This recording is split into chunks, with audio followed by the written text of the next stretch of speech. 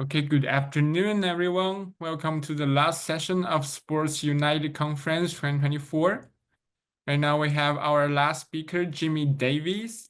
He is the founder of Every Black. Let's hand the speak to Jimmy. Thank you. Okay, well, thank you for the intro. So should I just go ahead and start now? I've got a presentation I just want to share with everyone. For the presentation today that I'll be doing is leveraging AI for innovation in sports and esports. How AI is shaping performance, engagement, and business in sports. One of the things that I do is provide training. I've been providing computer training for literally 36 years. Can't believe the time has flown by, but it has. And a few years ago, when AI came on the scene, I really got excited about it because it's the biggest thing I've seen in the last 35 years. So I've been doing a lot of AI training. And what I try to do is, I don't know the level of the audience, but I just start from the very beginning, assuming that you know little or nothing about AI. Maybe you've been hearing about it. So I want to give you some basics about AI, artificial intelligence, but then I also want to give you some information about how that's affecting or impacting sports. So some of the things we'll be covering is what is artificial intelligence and how is it applied to sports and esports? How is driving predictive analysis, analytics for shaping team strategies, the role of AI in enhancing player performance and injury prevention, fan engagement through virtual and augmented reality, the ethical implications of AI usage in sports and esports, and as a tool for creating new business opportunities in the sports industry, and then future trends, how it will continue to evolve in sports. So one of the first things I always tell people is that, believe it or not, we've actually been using artificial intelligence for quite a while. For example, when you use your phone Siri, or if you use something like Netflix, you watch a movie on Netflix and it'll bring up other movies that it thinks you would like based on your the past movies that you've seen, that type of thing, or on YouTube. So those are forms of artificial intelligence. But what's different is that 2 years ago, in November of 2022, OpenAI, and OpenAI is just the company, the name of the company that created ChatGPT. And they launched that in 2022. And the difference is that ChatGPT is not just artificial intelligence, but it's called generative AI. And what I mean by that is, well, I'm going to the next slide. First of all, the ChatGPT stands for Chat Generative Pre-trained Transformer. So chat refers to the chat bot, like you can chat with it. Generative, and this is the big difference, it can generate responses that simply did not exist before, based on content that's already out there, that's been pre-trained on. And pre-trained just means that what is the vast amount of data, what is it bringing this information from? And then transformer refers to the underlying architecture of the model. So, and it's a natural language processing tool. So you can literally enter in questions or content, interact with it just as you would speaking to a person.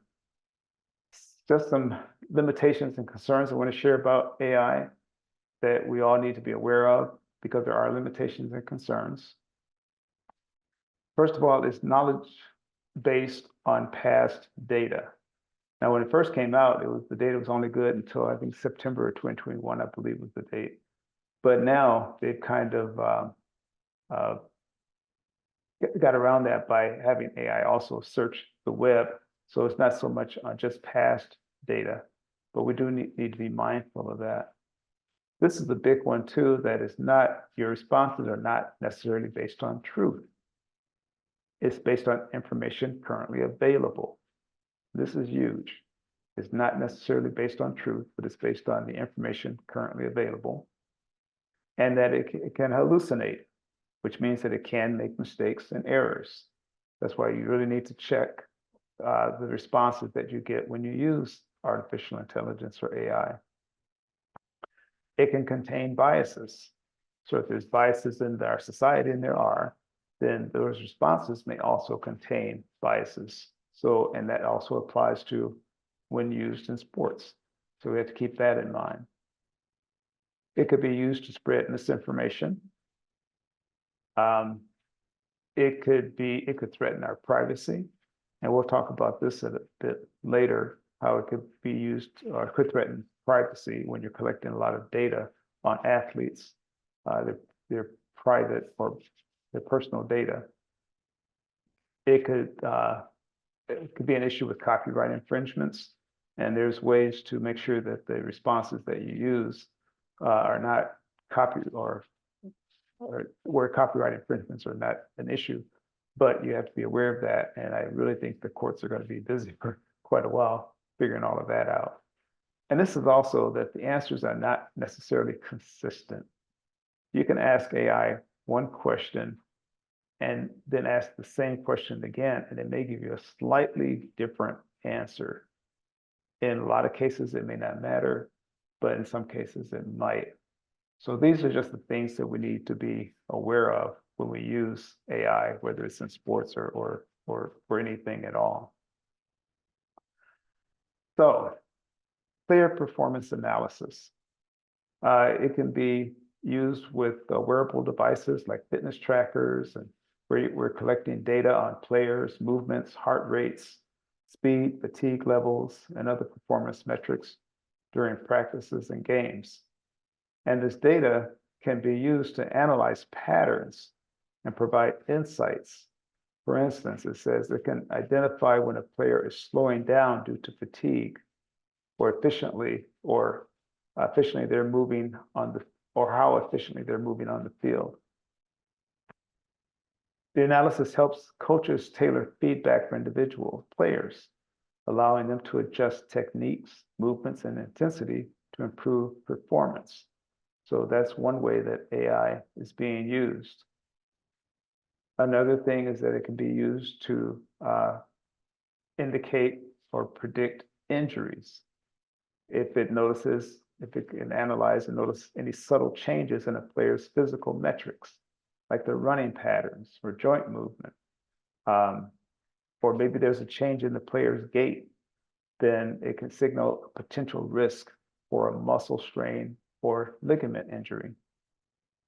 By flagging these risks early, coaches can adjust training regimens or rest schedules, reducing the likelihood of injury and keeping athletes in peak condition. And Kendra, I'm going to ask you to keep track of my time here. I don't want to go over, so I'm kind of watching it, but just make sure I don't go over. Personalized training. AI customizes training plans, can be used to customize training plans based on the player's unique strengths, weaknesses, and risk factors. For instance, one athlete may need to focus more on endurance, while another may benefit from agility drills. And adapting in real time. It says if an athlete shows signs of fatigue, the system may suggest a lighter session to prevent burnout injuries. Now, I put a picture here of the Washington Commanders, the football team quarterback, Jaden Daniels. And if you follow football at all, you know that the Washington Commanders have been doing really well this year. Turns out that Jaden Daniels has been using AI to simulate defenses. He's the quarterback, and he's been using it to simulate defenses to help him make faster or quick decisions. And I don't know if that's the reason that they're doing so well, but they are definitely doing well, and he's been doing extremely well with the Washington Commanders. So I was trying to give you a real life situation where AI is being used in sports. Okay. Virtual reality experiences. And just to clarify too, the difference between virtual reality and augmented reality. Virtual reality is where you're completely immersed in the virtual world, where augmented reality is where you may have some AI things or some virtual content interact with the real world. But it can allow fans to feel like they're in the stadium, even if they're watching from home. With headsets, they can have courtside or front row experience, seeing the game from perspectives normally only available to those at the venue. The other nice thing is that you can have 360-degree replays. It can allow fans to relive important moments, like giving them highlights or giving them control over how they experience and analyze the game. Augmented reality enhancements can provide real-time stats and graphics.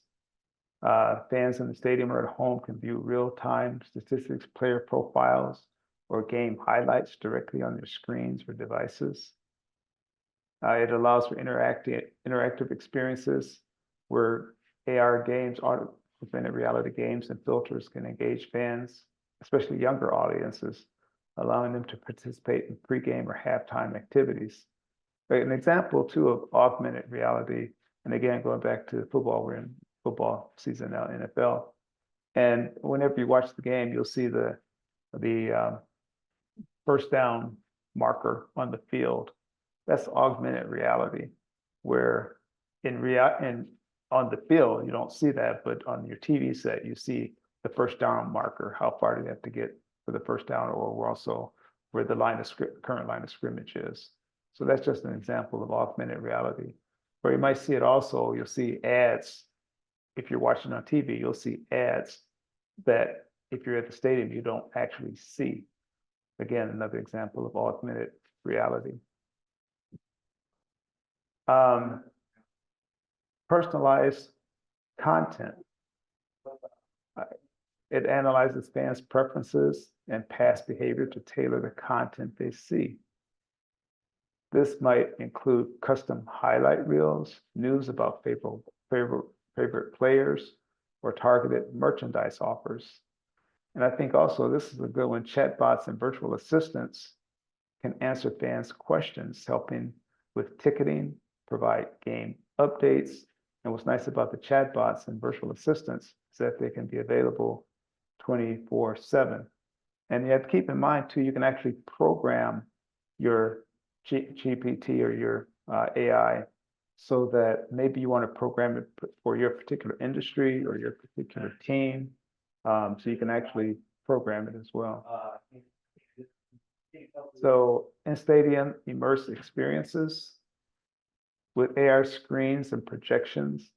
In some stadiums, AI-driven AR audio, as augmented reality, can create live projections on the field or arena, adding extra layers of excitement, like player stats, again, projected on the ground or celebrating goals with dynamic graphics.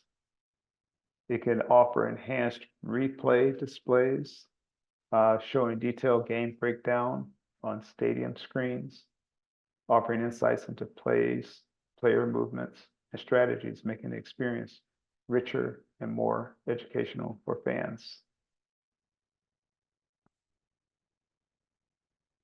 Personal data collection. Now, this is important as well, because if it's relying on collecting personal data from players, such as physical stats, health information, and real-time biometric data, it's important that this information is kept private and not not leaked or not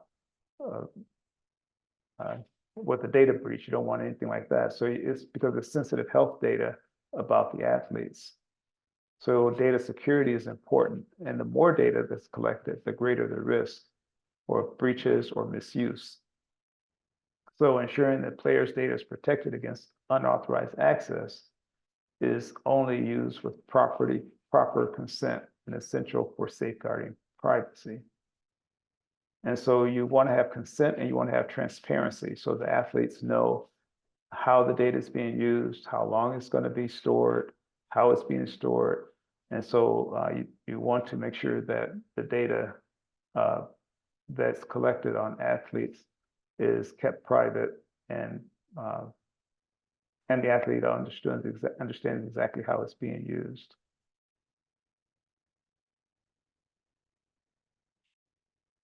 Over reliance on AI.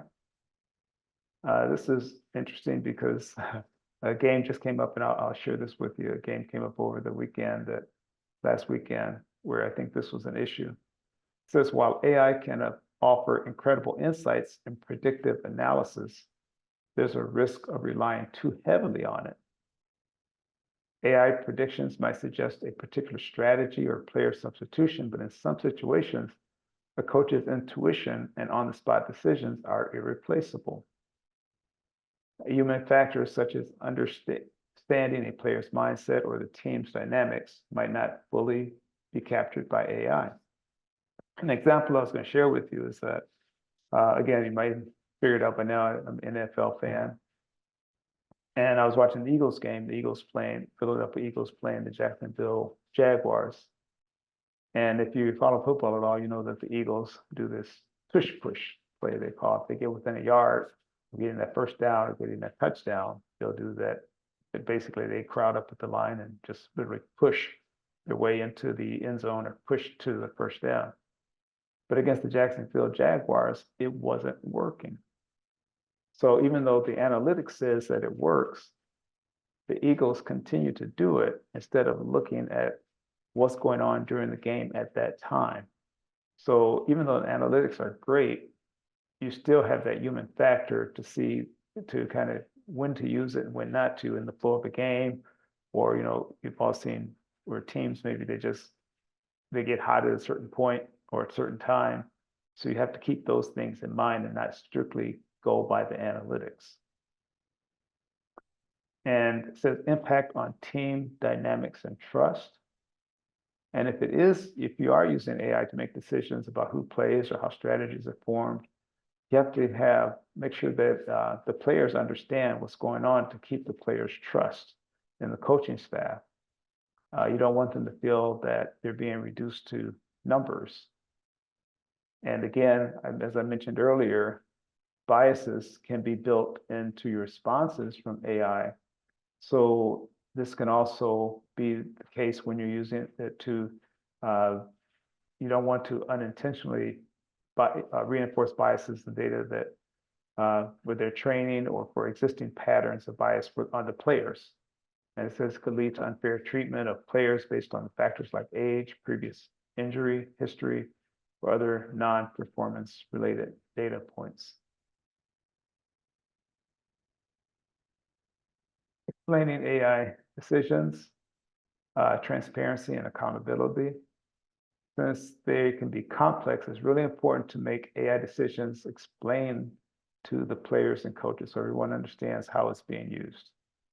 Without transparency, it may be difficult to trust the system and players feel they're being treated unfairly or impersonally.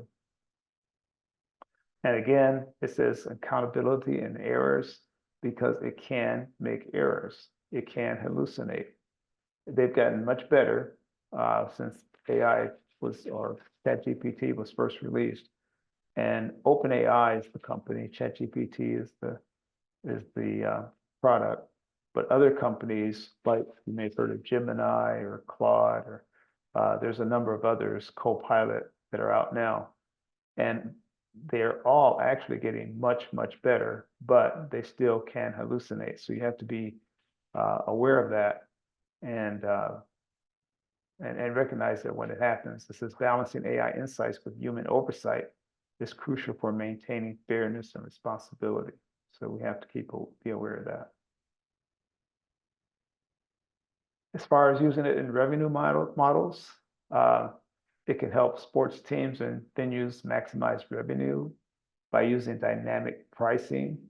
Dynamic pricing is when you're adjusting the ticket prices based on factors like the demand, the weather, the popularity of the event, or the opponent quality. This helps teams optimize sales and increase profit, especially for high demand games. And this last the WNBA, the Women's National Basketball Association.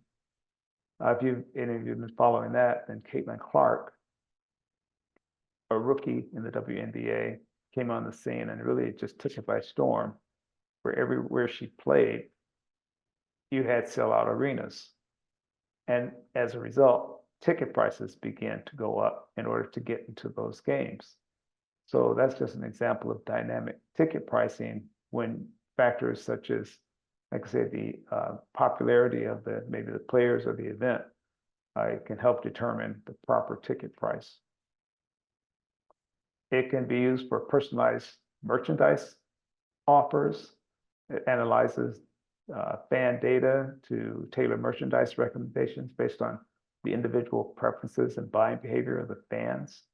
This means that fans might see offers for their favorite players' jerseys. And again, if you look at Caitlin Clark, I think everybody in the arena was wearing number 22, her number, right? Also, it can be used for targeted advertising. It can help sport organizations and broadcasters show fans targeted ads during games or streaming platforms based on the fans' viewing habits or interests, so that they're not just putting up an ad, but putting up ads based on the feedback that they're getting from the fans using AI. Enhanced fan insights. Says AI provides detailed insights into fan preferences, such as habits, engagement patterns, helping sports organizations show potential sponsors the value of investing in their brand. Says, for example, knowing which demographics are most engaged can help teams tailor sponsorship packages that appeal to those groups.